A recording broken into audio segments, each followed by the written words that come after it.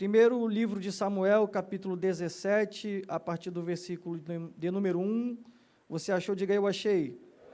Nós vamos ler alguns versículos, o capítulo é extenso, e depois que nós lermos esses versículos, você se assente com a Bíblia aberta, porque nós vamos depois fazer a exposição em alguns versículos a mais. E os filisteus ajuntaram as suas forças para a guerra, e congregaram-se em Socó, que está em Judá, e acamparam-se entre Socó e Azeca no termo de Damim. Porém Saul e os homens de Israel se ajuntaram e acamparam no vale do Carvalho, e ordenaram a batalha contra os filisteus, e os filisteus estavam no monte de um lado, e os israelitas estavam no monte do outro lado, e o vale estava entre eles. Então saiu do arraial dos filisteus um homem guerreiro, cujo nome era Golias, de Gate, que tinha de altura 6 côvados e 1 palmo, mais ou menos 2,70 metros. Trazia na cabeça um capacete de bronze, vestia uma couraça de escamas, era o peso da couraça de 5.000 siclos de bronze, trazia caneleiras de bronze por cima de seus pés e um escudo de bronze entre os seus ombros. E a haste da sua lança era como o eixo do tecelão, a ponta da sua lança de 600 siclos de ferro, e diante dele ia o escudeiro. Você diz amém? Amém. Você pode tomar o seu assento, mantenha a sua Bíblia aberta. Queridos, esse é talvez um dos textos mais conhecidos da Bíblia Sagrada. Eu sei que você já ouviu diversas mensagens sobre o embate, a batalha, o combate de Davi contra Golias, ou de Golias contra Davi, e eu sei que você ainda há de ouvir muitas outras mensagens sobre esse texto. Esse texto é tão conhecido que as crianças sabem, as crianças aprendem ele muito rápido nas classes infantis. Esse texto e esse episódio é tão conhecido que até mesmo personalidades públicas, mas não cristãs, usam e já usaram essa batalha ou esse texto em discursos ou em entrevistas para usar como metáfora de situações em que estavam vivendo. Por exemplo, Martin Luther King Jr., que era um grande pastor, que foi um grande pastor, em um dos seus sermões ele disse que a fé transforma o medo. Lembre-se de que Davi venceu Golias não porque era maior, mas porque acreditava que Deus era maior. Muhammad Ali, um dos maiores boxeadores da história, antes da sua luta contra Sonny Liston, em 1964, ele disse: sou como Davi lutando contra Golias. Barack Obama, ex-presidente americano, num dos seus discursos de campanha em 2008, ele disse: a América nasceu da convicção de que Davi pode vencer Golias, que uma pequena nação pode vencer impérios. Winston Churchill, primeiro-ministro da Grã-Bretanha na Segunda Guerra Mundial, em um dos seus discursos ele disse: nas grandes guerras, o espírito de Davi muitas vezes é mais poderoso do que os exércitos de Golias.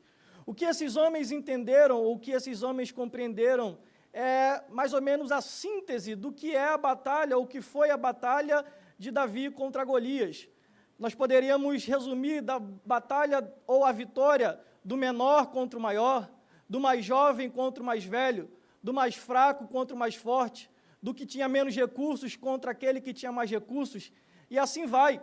Todo mundo aqui já viu ou já ouviu a metáfora da vitória de Davi contra Golias sendo usada, por exemplo, naqueles times com menor recurso ou mais fracos, menos conhecidos, com jogadores menores, com um elenco mais barato, mas que vence grandes equipes, que venceram grandes times. Você já ouviu essa metáfora diversas vezes e ainda ouvirá, porque toda vez que alguém improvável, toda vez que alguém menor, toda vez que alguém com menos recursos, alguém com menos poder, vencer alguém com maior poder ou com maior recurso, essa metáfora ou esse exemplo será utilizado. E quando se prega sobre esse texto, sobre a batalha de Davi e Golias, geralmente a gente usa os exemplos positivos, ou a gente extrai lições positivas, ou usa esse texto como, vamos dizer assim, como exemplos a serem seguidos para obter vitória contra os inimigos, contra os gigantes, contra as dores ou contra as lutas da vida. E tudo isso é bem justo e está correto, nada contra esse tipo de mensagem. Eu, inclusive, já preguei mensagens assim, mas o que eu quero trazer essa noite não é dentro de uma ótica ou de uma perspectiva positiva, mas a partir não do que Davi fez, mas do que Davi não fez. O que eu quero falar essa noite não é sobre o que Davi fez para vencer Golias ou o que Davi fez antes de lutar contra Golias, mas sobre o que Davi não fez exatamente antes de lutar contra Golias. E para isso eu vou chamar a sua atenção para alguns textos ou alguns versículos desse texto e nós extrairemos algumas lições bem práticas para o nosso coração essa noite. Primeiro, está no versículo de número 7. O texto diz, no final do verso 7, que diante de Golias ia o escudeiro, e diante de Golias ia o escudeiro. Perceba que o escritor sagrado, ele vem fazendo uma descrição sobre Golias. Ele fala da altura de Golias, ele fala da armadura que Golias possuía, ele descreve a sua armadura, o seu peitoral, ele descreve as caneleiras, ele fala da haste, do tecelão, ele fala da lança, ele fala do escudo. Ele vai dando os pormenores para exatamente trazer a gente para dentro do texto, para a gente tentar visualizar a grandeza desse guerreiro. Mas ele termina a descrição dizendo que diante de Golias ia um escudeiro, ia um homem à frente de Golias, ia um homem à frente dele. E a primeira lição que eu quero extrair para você essa noite é que quando Davi vai à guerra ou vai pelejar contra Golias, a primeira coisa que Davi fez ou não fez foi não perder tempo com o escudeiro de Golias. A primeira coisa que eu quero falar para você aqui essa noite é que Davi não perdeu tempo com o escudeiro de Golias. Davi não perdeu tempo com o escudeiro de Golias. Golias era o alvo de Davi. Golias era o objetivo de Davi. Golias era o propósito de Davi. Mas à frente de Golias havia um escudeiro. E qual era o propósito do escudeiro? O propósito do escudeiro era ser uma distração para Davi. O propósito do escudeiro era distrair Davi, era ser a distração. Mas quando você vai ler o texto, você não vê Davi batendo boca com o escudeiro. Você não vê Davi focando o escudeiro. Você não vê Davi retrucando o escudeiro. Você não vê Davi pegando pedras para lançar no escudeiro. Mas você verá Davi sempre falando com Golias, rebatendo Golias, falando contra Golias, pegando pedras para atacar em Golias, mas nunca contra o escudeiro. Porque Davi entende que ele não pode perder tempo com a distração. Ele tem um alvo, ele tem um foco, ele tem um objetivo, ele tem um propósito. E quando a gente entende que Deus tem propósitos, objetivos, alvos para as nossas vidas, nós não podemos perder tempo com o escudeiro. Nós não podemos ficar perdendo tempo com as distrações dessa vida. E qual é o problema de muita gente? É que todo ano que vira, você faz a sua listinha de objetivos, de alvos e de metas que você vai alcançar esse ano. Quantas pessoas que me ouvem aqui essa noite, que no início do ano disseram, eu vou ler mais a Bíblia, eu vou orar mais, eu vou crescer na empresa, eu vou ganhar mais dinheiro, eu vou aprender um novo idioma, eu vou emagrecer, eu vou fazer exercícios, eu vou fazer isso, eu vou fazer aquilo. E o ano já passou, você está no meado do ano, primeiro semestre já foi, e você está parado no mesmo lugar. Você está parada no mesmo lugar e não alcançou praticamente nenhum dos objetivos que você traçou lá no início. E por que não? Não é porque você não é capaz, não é porque você não tem habilidade, não é porque você não pode, é porque você está perdendo tempo com o escudeiro, você está perdendo tempo com as distrações dessa vida, você está gastando muito tempo com as distrações, o tempo que você deveria estar utilizando para orar mais, o tempo que você deveria estar utilizando para ler mais a Bíblia, o tempo que você deveria estar utilizando para crescer mais espiritualmente, o tempo que você deveria estar utilizando para crescer mais financeiramente, o tempo que você deveria estar utilizando para aproveitar mais com a sua família, você está gastando com coisas que não deveria estar. Você está perdendo tempo com o escudeiro. Passar o dia no celular, passar o dia vendo vídeo, passar o vídeo no Netflix, passar os dias na televisão, passar os dias conversando coisas sem necessidade, coisas banais, e o tempo vai passando, e tempo é uma coisa que não volta, meu irmão. Deus te trouxe aqui essa noite para te dizer, você precisa parar de perder tempo com o escudeiro, você precisa parar de perder tempo com as distrações dessa vida.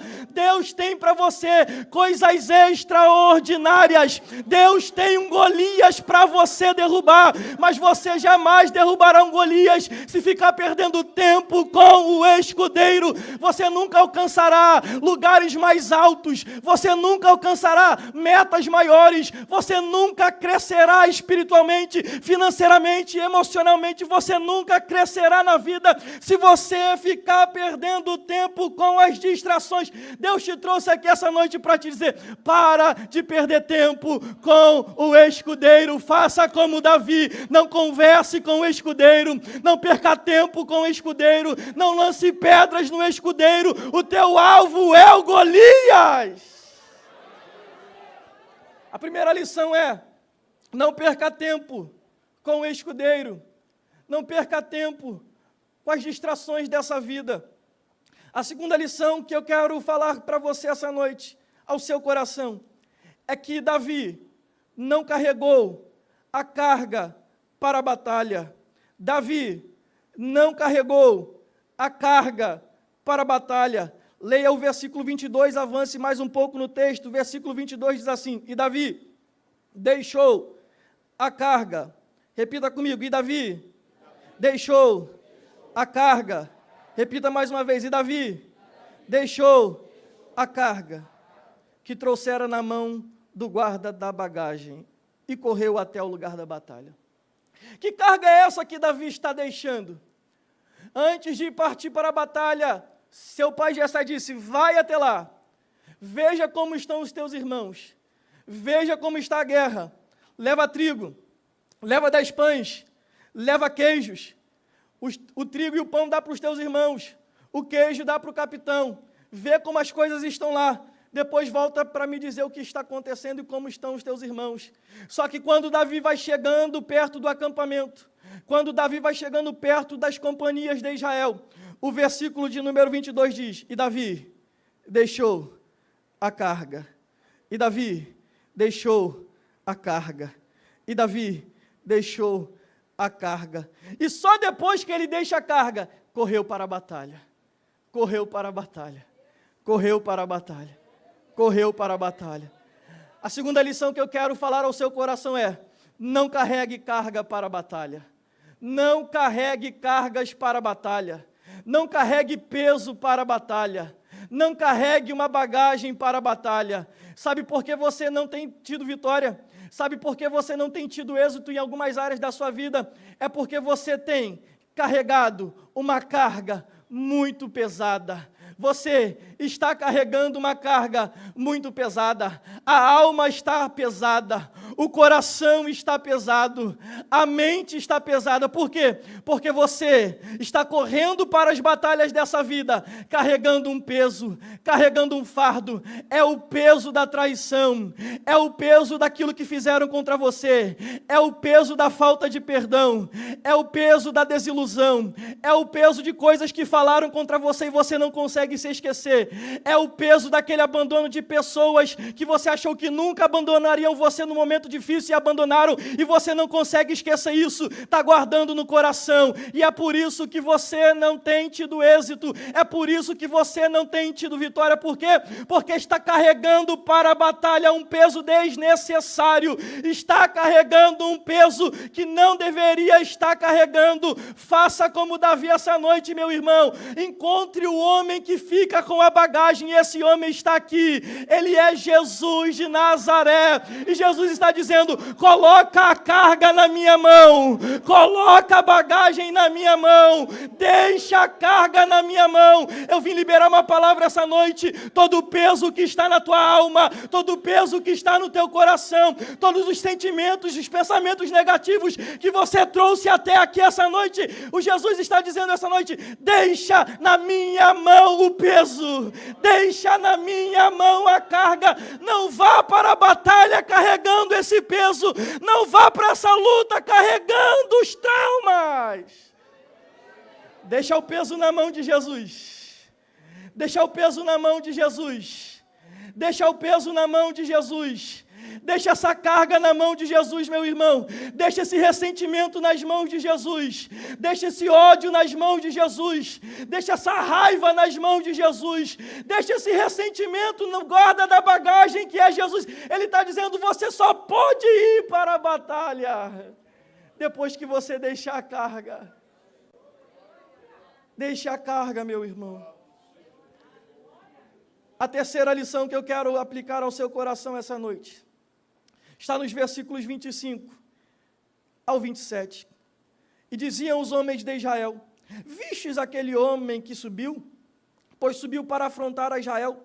Há de ser, pois, que o homem que o ferir, o rei enriquecerá de grandes riquezas, lhe dará a sua filha, fará isenta de impostos a casa de seu pai em Israel. Então falou Davi aos homens que estavam com ele, dizendo, que farão aquele homem que ferir a este filisteu e tirar afronta sobre Israel? Quem é, pois, este incircunciso filisteu para afrontar os exércitos do Deus vivo? E o povo lhe tornou a falar conforme aquela palavra, dizendo, assim farão ao homem que o ferir. A terceira lição que eu quero aplicar ao seu coração essa noite é que Davi não perdeu a oportunidade que mudaria a sua vida.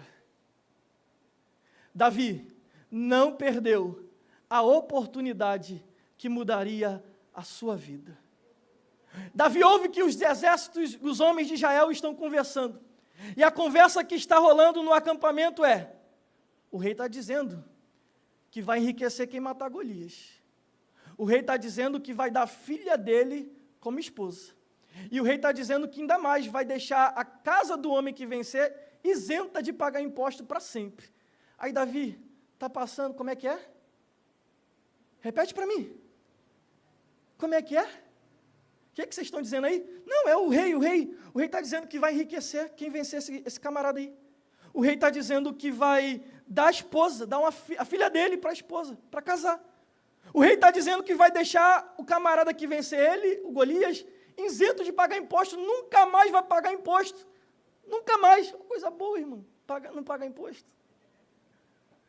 Aí Davi ouve. Ele diz, essa é a oportunidade que eu estava precisando. Essa é a oportunidade que eu precisava para mudar a minha vida. Todo o batalhão de Israel estava com medo, mas Davi olha para aquela oportunidade e diz, é aqui que eu precisava estar, porque agora a minha vida vai ser mudada para todo sempre. Você tem duas escolhas, ou você vê o desafio como algo intransponível e algo impossível, ou você vê os desafios da vida como oportunidades de Deus, de ter a sua vida mudada para sempre. Eu vim liberar uma palavra de Deus para o seu coração aqui essa noite.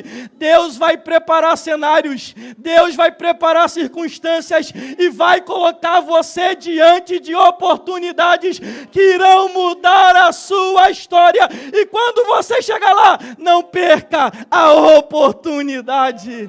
Não perca a oportunidade. É uma palavra de Deus para alguém aqui essa noite. Não perca a oportunidade. Quando você chegar lá, você irá reconhecer que é a oportunidade que você estava precisando. Essa oportunidade vai mudar a sua vida. Essa oportunidade vai mudar a sua história. Essa porta vai mudar a forma, a estrutura da sua vida. Essa oportunidade vai mudar a história da sua família. Então não perca a oportunidade, meu irmão. Davi não perdeu a oportunidade. Davi não perdeu a oportunidade. Quando eu era adolescente, um dos meus líderes tinha sempre uma frase que ele dizia sempre. Felipe, não apenas para mim, mas para os amigos que eram seus liderados, meus amigos, ele sempre dizia, há 3 coisas que nunca voltam atrás. A palavra falada ou a palavra dita, a flecha lançada e a oportunidade perdida. Oportunidades vêm, mas se você perder, talvez elas não voltarão. E Deus está dizendo aqui, quando ela vier, sou eu que estou fazendo essa oportunidade aparecer. Era a oportunidade que você precisava.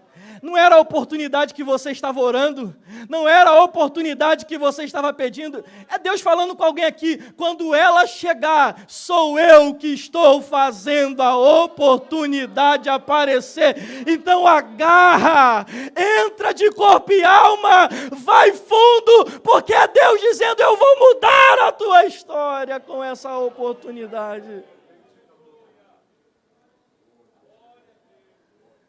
A quarta lição que eu quero aplicar ao seu coração essa noite é que Davi não abriu mão de armas antigas.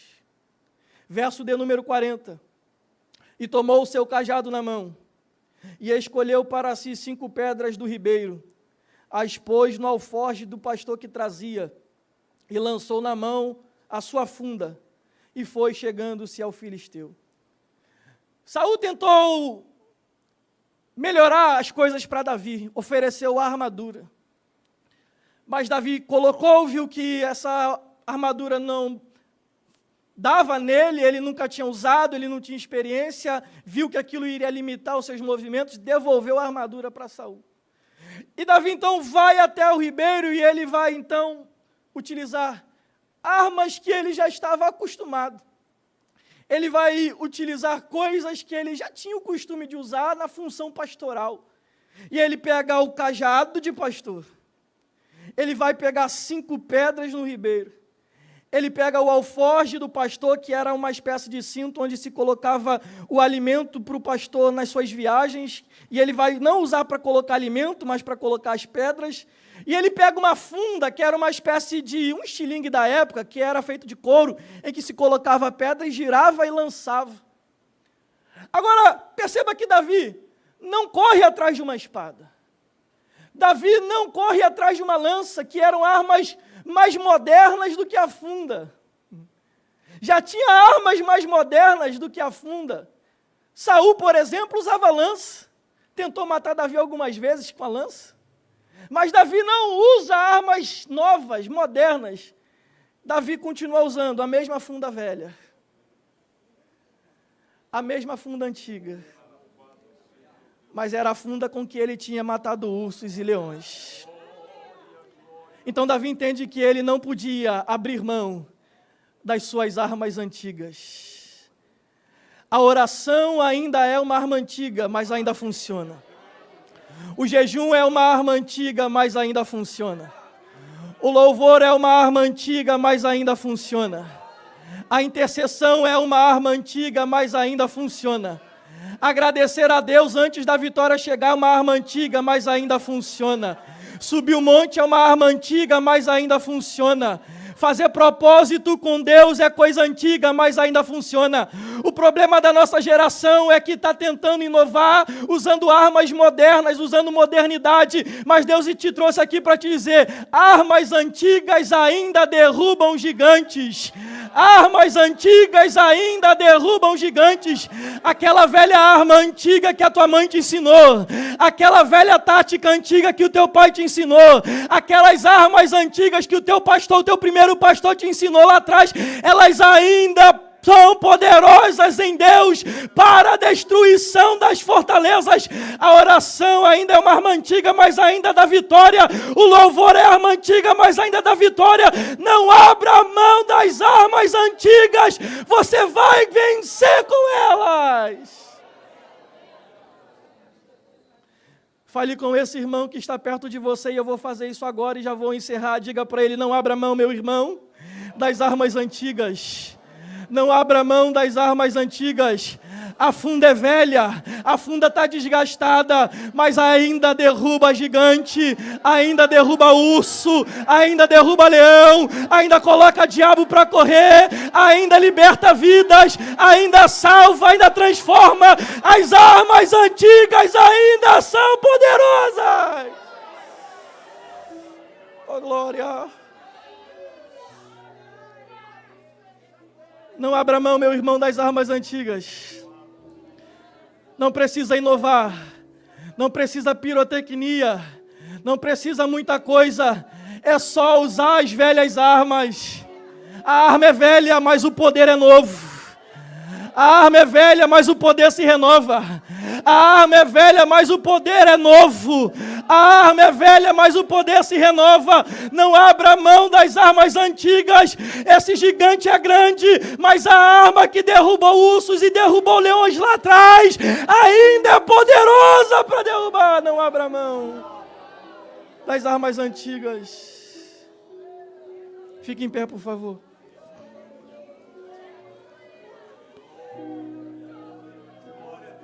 Aprenda com Davi. Não perca tempo com aquilo que não merece o seu tempo. Não perca tempo com as distrações. Não vá para a batalha carregando a carga. Libera hoje.